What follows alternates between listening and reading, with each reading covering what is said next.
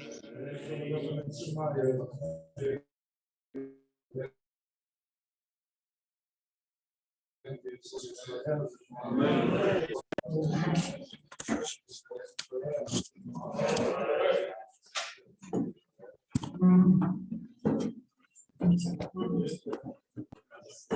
we say all names in Shmona Esrei, bow down, so just ready.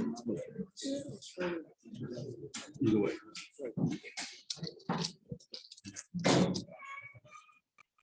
Okay, good evening. So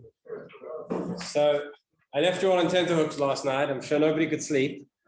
We asked a question which we didn't give an answer to, but I want to give a little bit more background.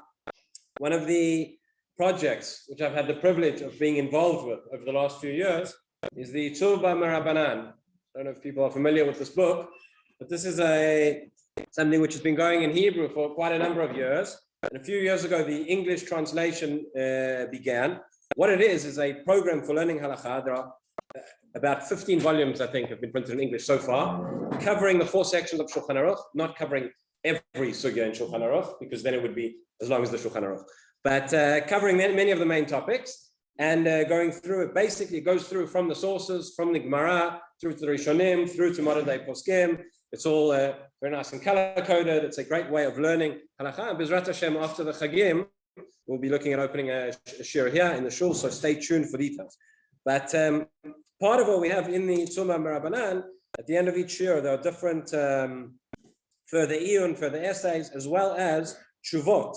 She'elot v'Tshuvot, responsa from Mariv Bazak. Mariv Bazak is a project of Eretz Chemda, which I've also had the privilege of being involved with, where questions come in from across the world, questions from communities, questions from rabbis, many cutting-edge topics, and the Kollel Eretz Chemda, which is in Katamon, works through, answers the questions, and they are sent back. So one of the questions that was sent in that project was this question I mentioned yesterday. This was asked quite a number of years ago already from a rabbi in Texas, who, as we said, the community aren't there on time for the tkiyot, but it's so important giving the drasha before, and it forms a bond with the community. It will, change the kesher they have with the community, will change the atmosphere of the davening on Rosh Hashanah. And could he give the drasha after they've already said the bracha and began the tkiyot? Even though there's not meant to be a hefsek, you're not meant to speak from the time you said the first bracha, from the time you said the bracha or heard the bracha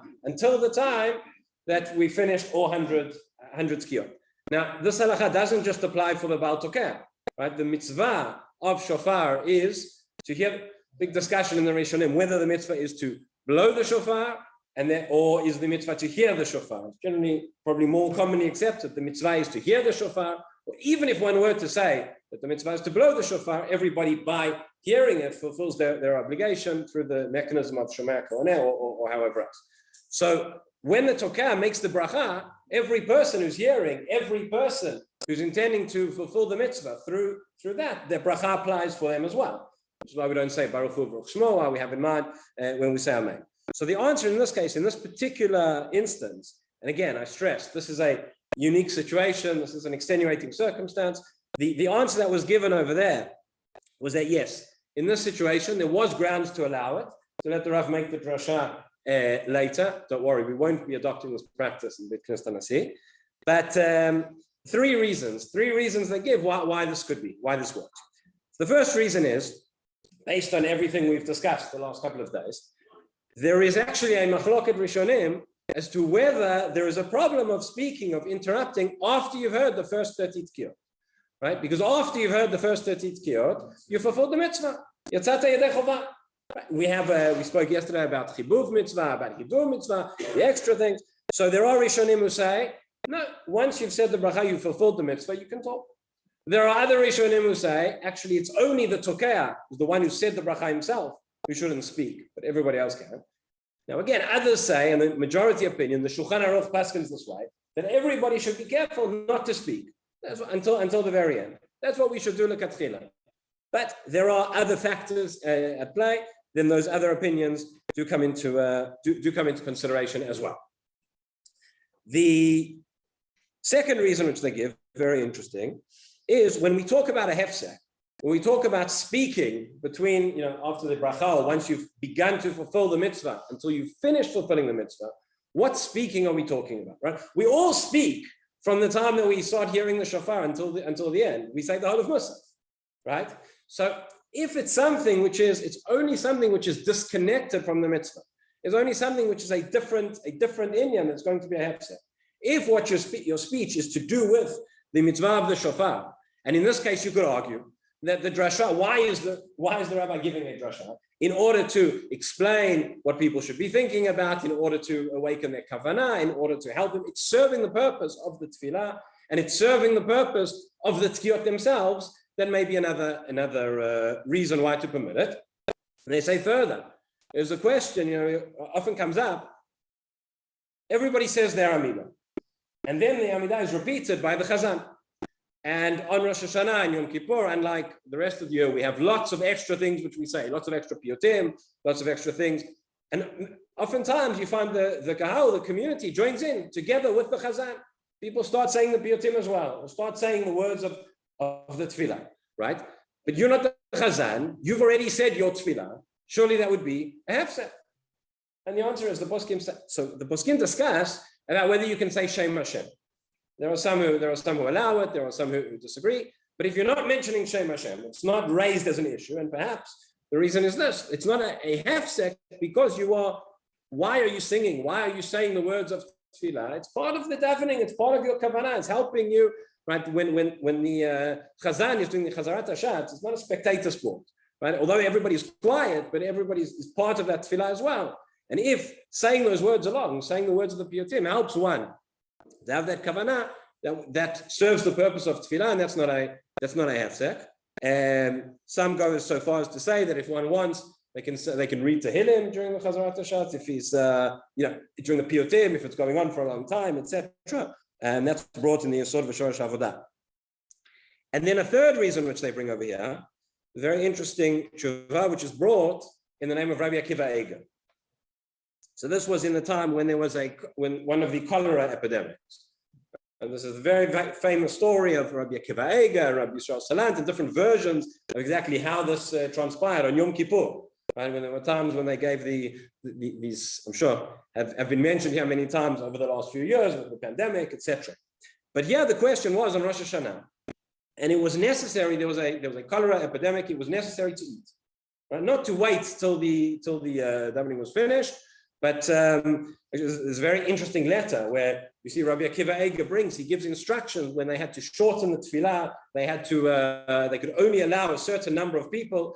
And he writes there that during the epidemic, that the chazan should not, say all the piyotim, shouldn't be so lengthy saying the piyotim. The tefillah should be no more than 5 hours. That was the shorter tefillah in those days. But things change over the generations, so the situation was that they had to go and eat, so they wouldn't get sick. So the question was asked as follows: there is a prohibition to eat before Tkiyat Shofar. So what would be better nowadays? It's become in many places is a fairly widespread custom where davening takes a very long time, and people aren't going to be able to concentrate until the end if they don't have their they don't have their food or drink or whatever it is. So there are many places where they'll break before Tkiyat Shofar. At the end of Shofar, they'll have a kiddush, and then they'll come back for Shofar. Obviously, one shouldn't eat too much, and it should be a limited amount. There is such a custom which exists. But Rabbi Akiva Eiger was asked, what should they do? Should they eat before Tkiyat Shofar, which is a prohibition, or should they do Tkiyat Shofar first, have the first 30 kolot, and then go and make their kiddush, and then come back and daven musaf? What's the problem? The problem is hefsek. You're going to stop. You're going to eat. You're going to say brachot, right? And he paskins over there that actually in that situation, it was better to make the kiddush after the first 30 kolot rather than eating before tkiyot. As I say, today the custom is a little bit different in many places, but bringing all those reasons together. In this tshuva, at least, the answer was that because these are extenuating circumstances, and because it would be very helpful in terms of helping people daven, helping people fulfill their mitzvah, there the Rav could give his drasha later. As I say, it's a case-by-case basis. That's not what we are going to be doing now. But the question we can ask on all of this is as follows.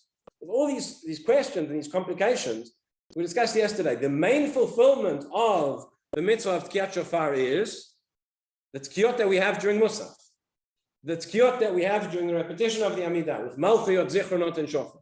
And add it all together, we get to the requisite number of korot, which is 30. The reason we do it before Musaf as well is, as we spoke yesterday, to confuse the Satan.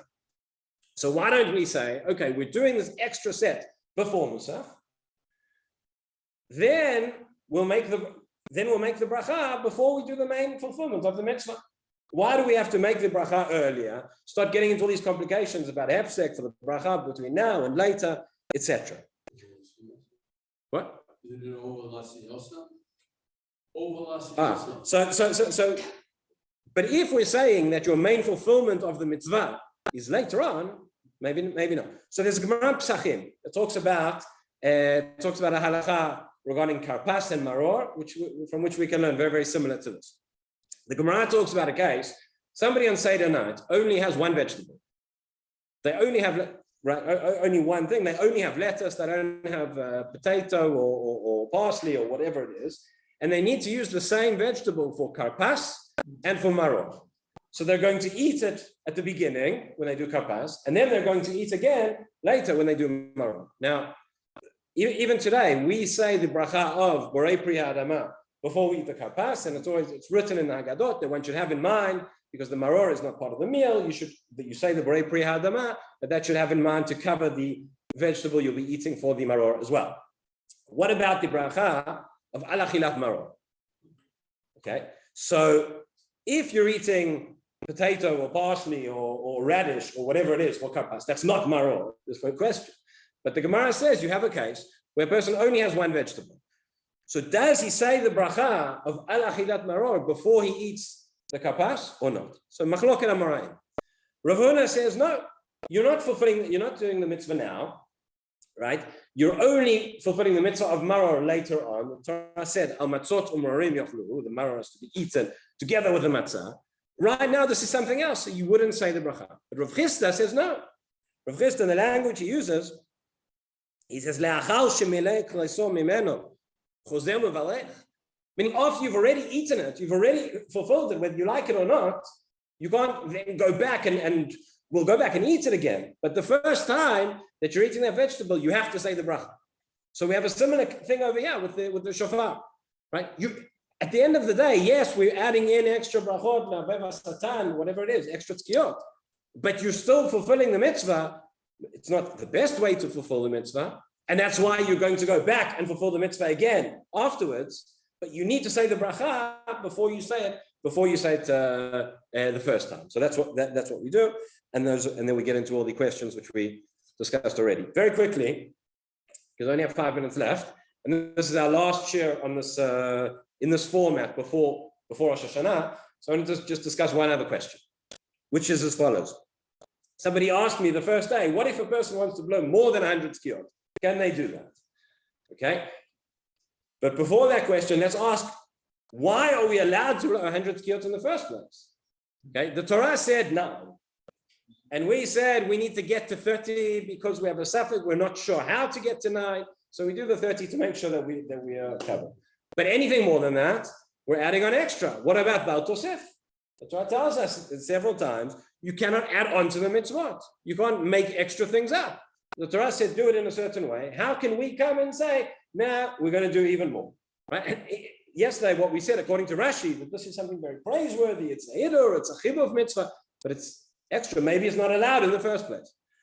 So, Rishonim discussed this question, and I'll share 2 insights.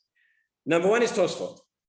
Tosfot say, the reason you do this, what they say, what is Baal Tosef? Baal Tosef is when you add on a detail to an existing mitzvah. If you say, I'm not going to have 4 tzitzit on my garment, I'm going to have 5, right? A person comes with the arba minim, has not the arba minim on Sukkot, but he has the chamisha minim, right? You add on an extra one to the lulav one.